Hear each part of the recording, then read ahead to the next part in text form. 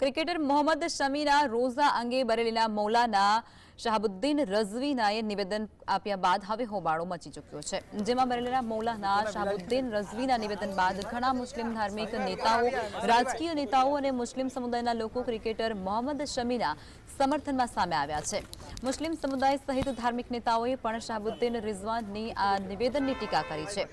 રિઝવાન દ્વારા દરમિયાન શમીનો મેચ રમતી વખતેનો એનર્જી ડ્રિંક પીતા હોવાનો એક વિડીયો વાયરલ થયો હતો અને જે બાદ ઓલ ઇન્ડિયા મુસ્લિમ જમાતના પ્રમુખ મૌલાના શાહબુદ્દીન રઝવીએ રમઝાન દરમિયાન રોઝા ન રાખવા બદલ શમીને પાપ કર્યું હોવાનું ગણાવ્યું હતું અને જે બાદ ઉત્તર પ્રદેશ સહિત દેશભરમાંથી મુસ્લિમ સમાજના લોકો સહિત મૌલાના પણ મોહમ્મદ શમીનું સમર્થન કરી રહ્યા છે અને શાહબુદ્દીનના રિઝવીના નિવેદનની ટીકા કરી રહ્યા છે.